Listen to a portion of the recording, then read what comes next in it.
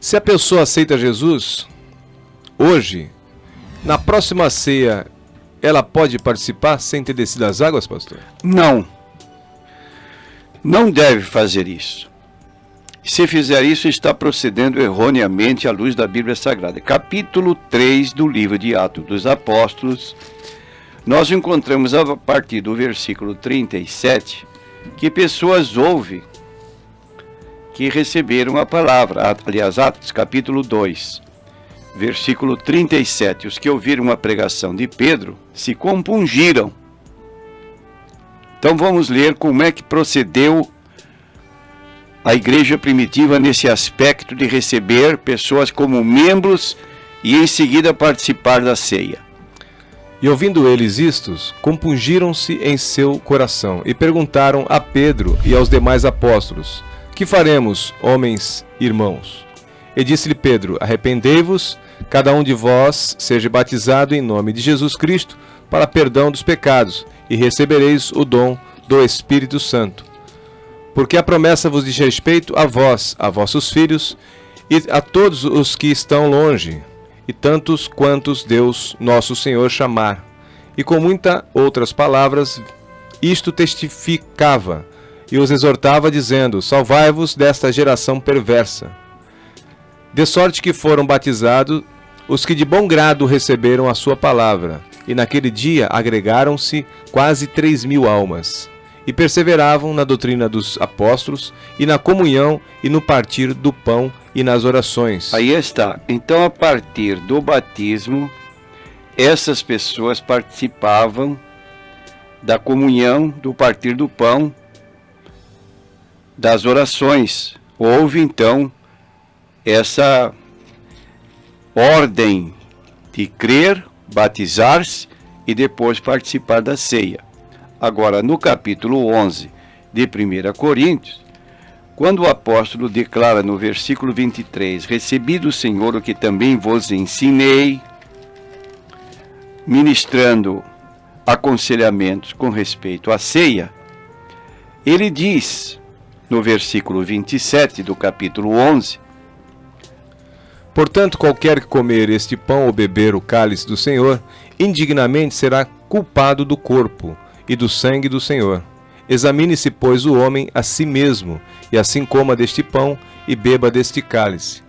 Porque o que come e bebe indignamente, come e bebe para a sua própria condenação, não discernindo o corpo do Senhor. Aí está, se uma pessoa, da forma como descrita, aceita Jesus hoje e na próxima ceia participa sem batismo, ela tem condições espirituais de fazer este exame que Paulo recomenda: examine-se, pois, o homem a si mesmo, e assim coma deste pão e beba deste cálice, porque o que come e bebe indignamente, come e bebe para a sua própria condenação, não discernindo o corpo do Senhor. Agora, quero fazer uma ressalva. Existem pessoas que, durante a celebração da ceia, participam da ceia porque veem os demais participarem, mas o pastor desconhece o que está ocorrendo nesse particular. Devia haver uma orientação geral: quem não é batizado nas águas não deve participar da ceia. Agora, se o pastor aconselhar que participe uma pessoa na situação descrita, sem descer as águas, aí existe erro teológico. Está fora da palavra. Muito bem. A Marta, ela é da igreja Nova Vida, lá do Guarujá, e ela pergunta o que a Bíblia diz sobre os homens da caverna. O que o pastor acha dos fósseis que foram encontrados e afirmam que o homem descende dos primatas. Ora, uma pessoa que mantém esse ponto de vista, isso é apenas uma pergunta, mas a nossa posição é criacionista.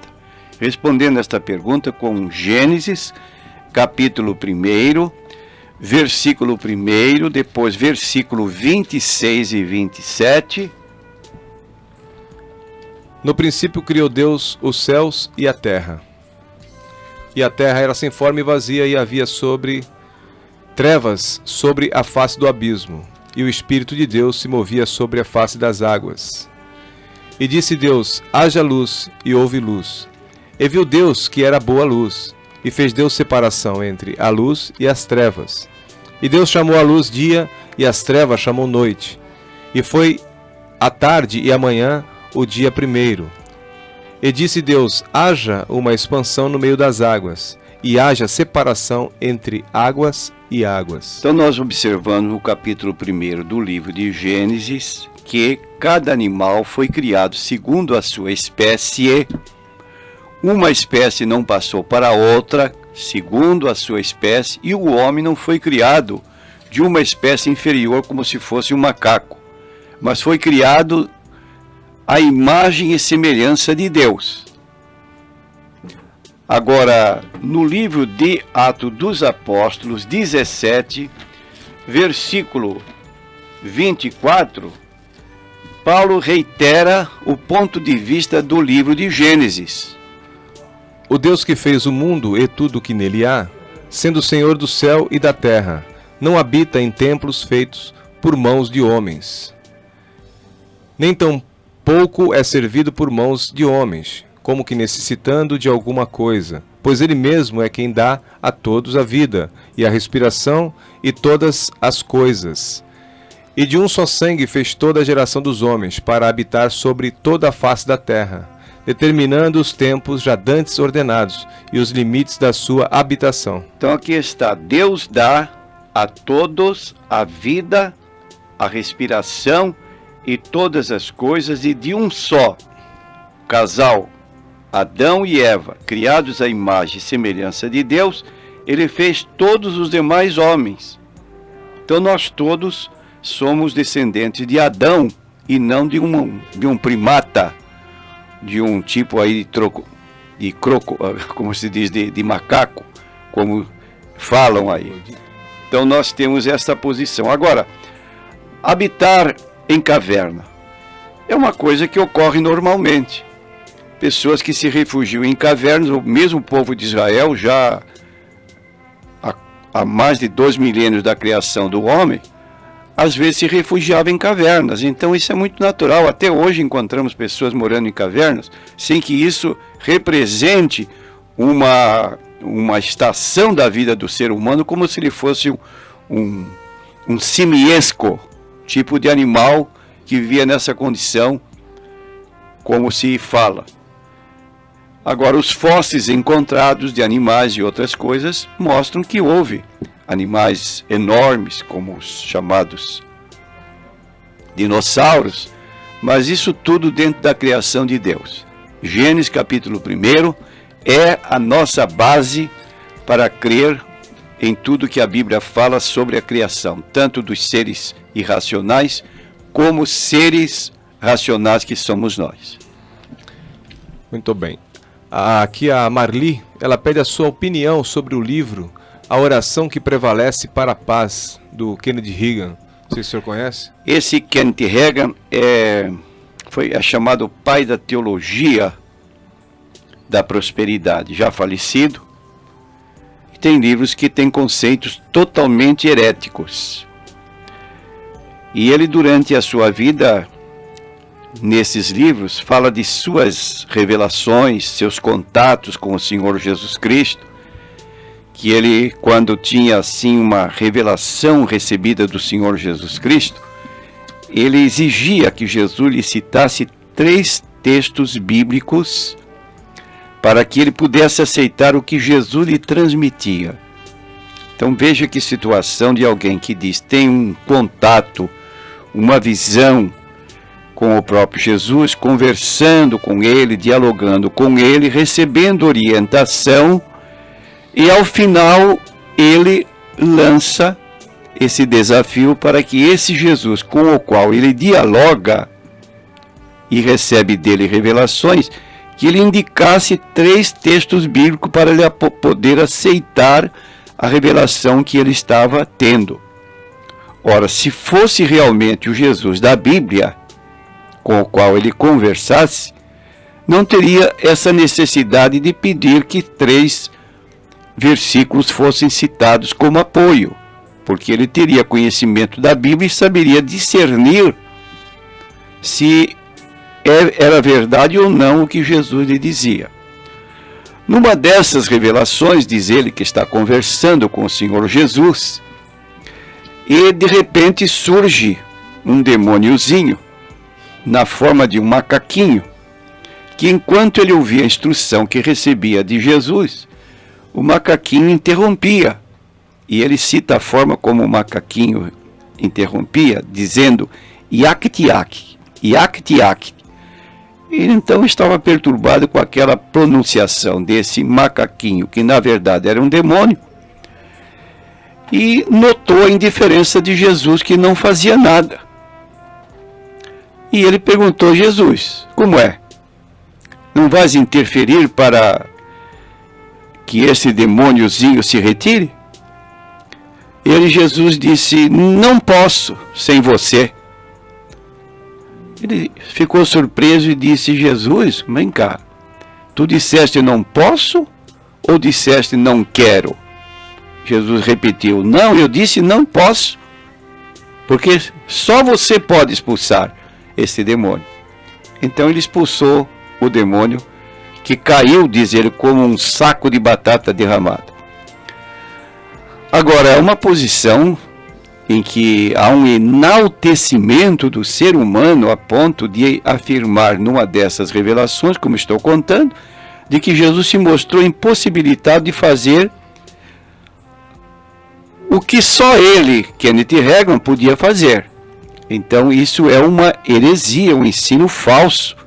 E nós temos nossos receios de algumas dessas revelações desse líder que se tornou muito famoso nos Estados Unidos com publicação de dezenas de livros. Eu tenho a maioria desses livros traduzidos do inglês para o português. E recomendo cautela nas leituras desses livros. Muito bem, pastor. Aqui o José Francisco, ele cita Juízes 11, 30 a 39. Vamos estar lendo? 30 a 39, vamos lá. E Jefté fez um voto ao Senhor e disse, se totalmente deres os filhos de Amon à minha mão, aquilo que saindo da porta de minha casa me sairá ao encontro, voltando eu dos filhos de Amon em paz, isso será do Senhor, e oferecerei em holocausto. Assim Jefté passou aos filhos de Amon a combater contra eles, e o Senhor os deu na sua mão, e os feriu com grande mortandade, desde Aroer até chegar a Minite, 20 cidades, e até Abel-Queramim. Assim foram subjugados os filhos de Amon diante dos filhos de Israel. Vindo, pois, Jefté a Mispa, a sua casa, eis que a sua filha lhe saiu ao encontro, com adufes e com danças, e era ela a única filha. Não tinha ele outro filho nem filha.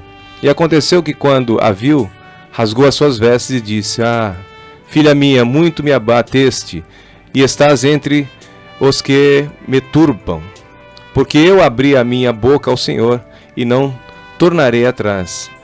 E ela disse, meu pai, tu deste a palavra ao Senhor, faze de mim conforme o que prometeste, pois o Senhor te vingou dos teus inimigos, os filhos de Amon. Disse mais a seu pai, conceda-me isto, deixe que por 2 meses que eu vá, e desça pelos montes, e chore a minha virgindade, eu e as minhas companheiras. E disse ele, vai, e deixou-a ir por 2 meses. Então foi ela com as suas companheiras, e chorou a sua virgindade pelos montes. E sucedeu que ao fim de 2 meses tornou ela para seu pai, o qual cumpriu nela o seu voto que tinha feito, e ela não conheceu o homem. E daí veio o costume de Israel, que as filhas de Israel iam de ano em ano lamentar por 4 dias a filha de Jefté, o Gileadita. Quero dizer o seguinte, que esta pergunta feita a respeito de Juízes 11, 30 e 39, e levanta a dúvida se Jefté matou sua filha, oferecendo em sacrifício conforme o voto que ele havia feito. Jefté foi o 9º juiz dos israelitas, chefiou um grupo de homens, derrotou completamente os amonitas. Então nós temos aqui no versículo 39 de Juízes, disse ele, Aliás, 39. Sucedeu que ao fim dos 2 meses tornou ela para seu pai, o qual cumpriu nela o seu voto que tinha feito. E ela não conheceu varão. Agora, esse texto nos dá a indicação de que Jefité não ofereceu fisicamente sua filha em sacrifício. E por 2 razões.